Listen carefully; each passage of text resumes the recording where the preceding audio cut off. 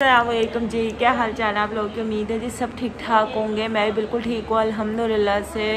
Background change हो गया है अब से मॉर्निंग जो है चेंज हो गई। पहले मेरी मेकअप हो रही थी, अब मैं ससुराल आ गई हूँ। खैर बैकग्राउंड नॉइस को आपने इग्नोर कर देना। फुप्पो कुछ हेल्पर को कह रही हैं तो वही सारा शोर पीछे आ रहा होगा। खैर भी मैं सो के उठी थी, नाश्ता जो है वो मैंने कर लिया था और अब मैं सोच रही थी यार रूम की चीज़ें कहाँ से समेटना स्टार्ट करनी है पता नहीं यार, मुझे पैकिंग की चीज़ों से इतनी सख्त किस्म की उलझन है ना। जब मुझे सामान पैक करना होता है तब भी मुझे उलझन होती है, खोलना होता है तब भी मुझे उलझन होती है, और चीज़ें सेट करनी होती है ना मुझे तब भी बहुत उलझन होती है। लेकिन खैर करना तो है, और कौन करेगा, मुझे ही करना है इस काम को भी जो है। लेकिन अभी मैं किचन समेट लूँ, खाना वगैरह पका लूँ, उसके बाद फिर शाम में जो है ये सारा काम जो है वो समेटूंगी।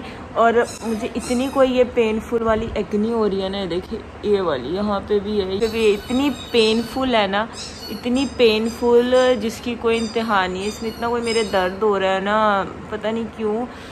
ये अचानक से हुई है, जब मुझे इस टाइप की एक्नी नहीं होती। अभी कोई कह रहा था आपकी स्किन कितनी साफ़ होगी, दाने कैसे ख़त्म हुए हैं आपने क्यों कहा, देखा आपने कहा, और ये दोबारा हाजिर हो गए मेरी स्किन पे, और अब तो इतनी पेन वाली हो रही है। खैर बस अभी जो है मैं थोड़ा बहुत काम समेट लूँ, और फिर जो है शाम में कुछ पैकेजेस भी आए हुए उनकी अनबॉक्सिंग भी करनी है। और खाने में मेरे ख्याल से आज चने वाले चावल बनाने हैं, क्योंकि फुप्पो कह रही थी कि काफ़ी सारे ना काले चने पड़े हुए हैं तो उसका पुलाव बना लो, तो फिर उसका पुलाव बना लूँगी आज मैं। बस रूम की हाल देखिए, सारे पार्सल्स पड़े हैं। अच्छा ये मैं बताई थी, फ़ैन देखिए ये इधर लगा रखा था एग्जॉस्ट फैन, और ये यहाँ से उड़ता हुआ कह रही उधर से ये नीचे गिरा है। शुक्र है मेरी बीच वाली टेबल जो है वो बच गई थी, वरना वो भी टूटनी थी शीशे वाली। और इस पर्दे पे मैंने एक वायर लगा रखी थी वो लाइट्स वाली, वो भी टूट गई अभी जबकि मैंने लगाई थी। क्या कहे बंदा जो है। अब इसका मैंने कपड़ा भी चेंज करना है। मैंने ये न्यू कपड़ा इसका लिया है, वो लगाती हूँ। और ये सारा सामान तो मेरा बिखरा हुआ पड़ा ही है। वैसे मुझे ये हैरत है कि ये एग्जॉस्ट जो है वो ऊपर से इधर कैसे गिर गया, हैरत है, समझ नहीं आ रही। अब नया एग्जॉस्ट लगवाना पड़ेगा। यहाँ पे बस मैं फुप्पो को चीज़ें दिखा रही थी, जो चीज़ें मैं लेकर आई थी ना मुल्तान से, तो वो चीज़ें मैं फुप्पो को दिखा रही थी बस।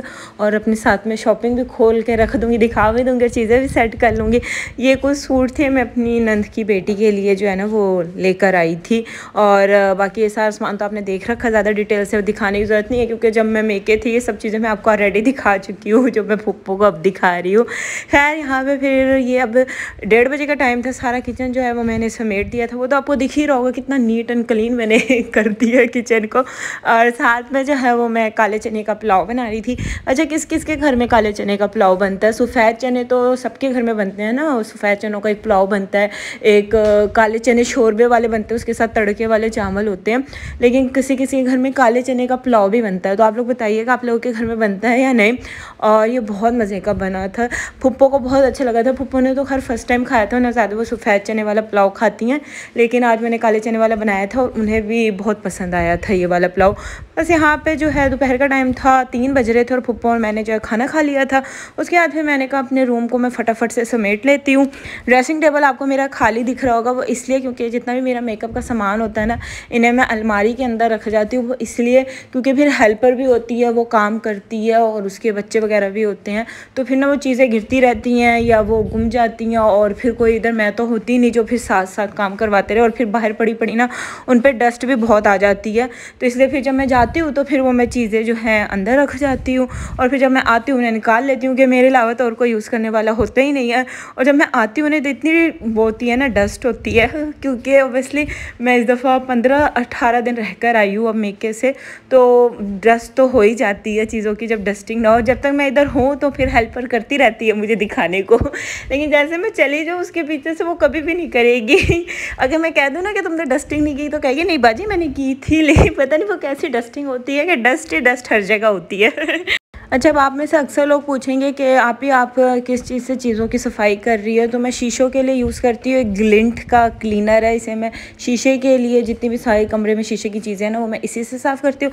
और दूसरा एक 7C है, फर्नीचर पॉलिश है, इससे मैं फर्नीचर की जो है वो सफाई करती हूँ। अगर किसी का ब्लैक फर्नीचर है तो वो तो अगर इसे लगाए ना तो बहुत एक अच्छी सी शाइन आती है, लेकिन गोल्डन फर्नीचर पर और वाइट पर इतना आपको शाइन का इतना पता नहीं चलता, लेकिन बहुत अच्छों से चीज़ों की सफाई कर देता है। तो ये दोनों चीज़ें आपको मार्केट से इजीली मिल जाती है, तो मैं इन्हीं चीज़ों से सफाई करती हूँ। इसके अलावा अगर कोई आपको अच्छा सा क्लीनर पता हो तो मुझे ज़रूर बताइएगा, लेकिन मुझे तो दोनों क्लीनर बहुत अच्छे लगे, स्पेशली शीशे वाला जो ग्लिंट का है ना, ये तो बड़ा ज़बरदस्त और फर्नीचर वाला भी। लेकिन अगर आपको लगता है कोई और भी इससे अच्छा है तो ज़रूर बताना फिर। और वीडियो की वॉइस ओवर करते हुए मैं सोच रही थी, अल्लाह इतनी जल्दी तो मैंने काम भी नहीं किया, मेरा पूरा कोई आधे घंटे से भी ज़्यादा का टाइम लग गया था। और इधर मैं देख रही थी कोई फटाफट काम हो गया। क्या ज़िंदगी में भी इतना फास्ट फॉरवर्ड काम हो सकता तो क्या ही बात थी, फिर तो कोई भी काम से ना घबराता।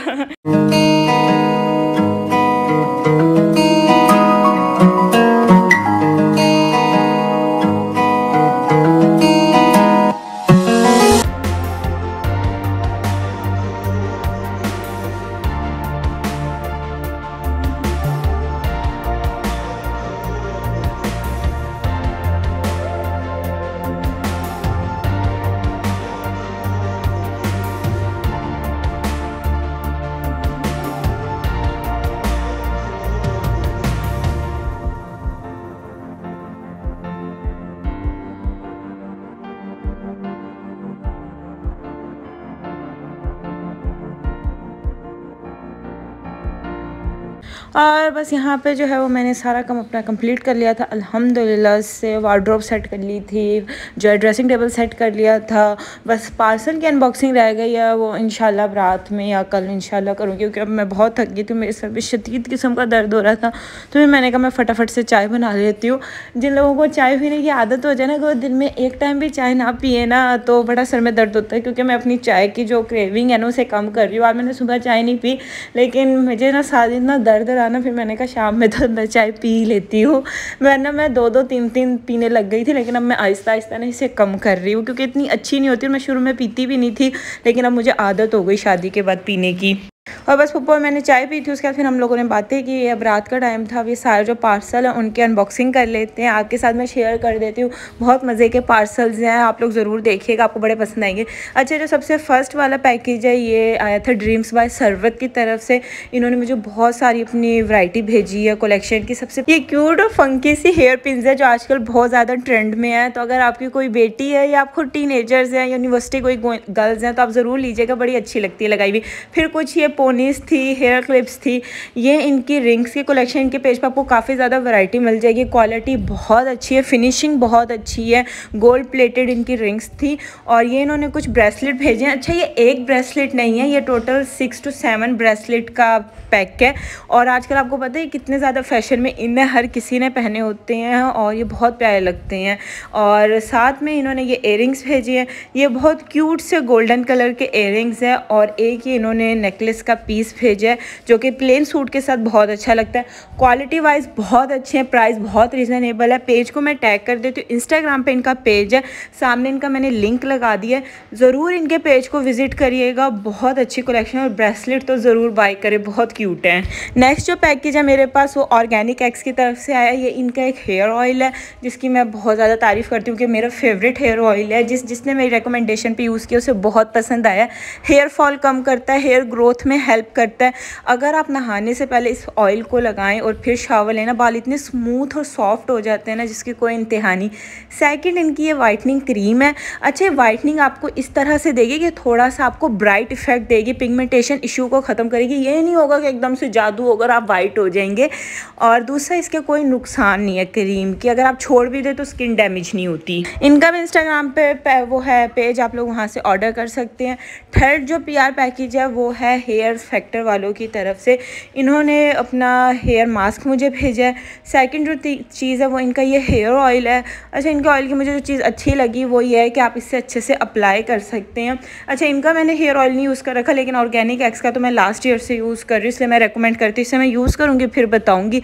साथ में ये इनका हेयर सीरम है, ये बेसिकली हेयर फॉल और हेयर ग्रोथ के लिए पूरी प्रोडक्ट्स हैं। मास्क इनका ऑर्गेनिक है। इनका भी फेसबुक पे इंस्टाग्राम पे पेज है, आप लोग वहाँ विजिट कर सकते हैं। लास्ट मेरा सबसे फेवरेट पैकेज है जो कि स्किन केयर की तरफ से आया है। इन्होंने मुझे अपने विटामिन सी फेस वॉश भेजा है। मैं ऑलरेडी से यूज़ कर चुकी हूँ और आपको बहुत दफ़ा बताया, इतना कोई अच्छा फेस वॉश है ना। जब आप सुबह उठते हैं ना, आपके फेस पे 12 बज रहे होते हैं और इससे अगर आप मुँह धोते हैं ना, एकदम से रौनक आ जाती है। इतना अच्छा ये ब्राइट करता है, क्योंकि विटामिन सी ब्राइट ही करता है। मेरी तरफ से हाईली रिकमेंडेड है फेस वॉश, इसे ज़रूर ट्राई करें। और इसकी ये बात सबसे अच्छी कि है ना, लीक नहीं करता। बहुत से लोग कहते हैं जब हम चीज़ मंगवाते हैं वो लीक कर जाती है ड्यूरिंग डिलीवरी, लेकिन इनकी पैकेजिंग बहुत अच्छी है, लीक नहीं करती चीज़ें। सेकंड, इन्होंने मुझे अपना चारकोल स्क्रब फेस वॉश भेजा है। चारकोल के बेनिफिट से सब वाकिफ़ है। एक्सेस ऑयल जिनकी स्किन पे होता है उसे रिमूव करता है। और ये मैंने अभी यूज़ किया था, अपना फेस धोया था मैंने इससे, और एकदम से मेरी स्किन जो है ना, उसका सारा ऑयल इसने ना रिमूव कर दिया था। एकदम से ना बड़ा ग्लोई सा इफेक्ट आया था। बाकी मैं इस फेस वॉश को मज़ीद यूज़ करूँगी, फिर आपको इसके रिव्यू दूँगी। छोटा सा इन्होंने मुझे अपने टिंट का टेस्टर भेजा है, बैनी टिंट है, और इसका जो टिंट का कलर है ना वो सबसे अच्छा है। अभी तक मैंने जितने भी टिंट यूज़ किए ना, उनमें इस टाइप का कलर नहीं था। रस्ट कलर जो होता है ना, वीडियो में इतना आपको सही नहीं शो होगा, रस्ट कलर होता है ना, वो वाला इसका कलर है।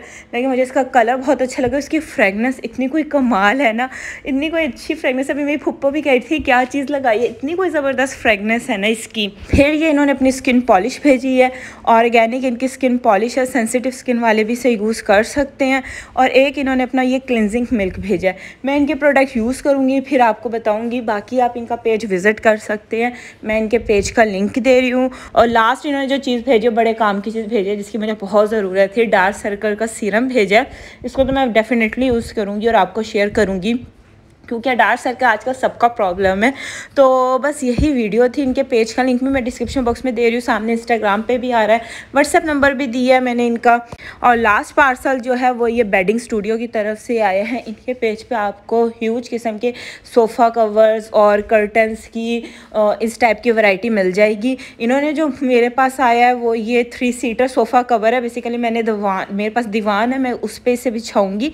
कपड़े की जो क्वालिटी है ना वो बहुत अच्छी है, जर्सी स्टफ़ है, प्राइस भी रीज़नेबल है। बाकी आप पेज पे विजिट कर लेना, मैं सबके पेज के लिंक डिस्क्रिप्शन बॉक्स में दे रही हूँ। और अब आपसे जी नेक्स्ट वीडियो मुलाकात होगी। उम्मीद है आज की वीडियो अच्छी लगी होगी जी। अल्लाह हाफिज़।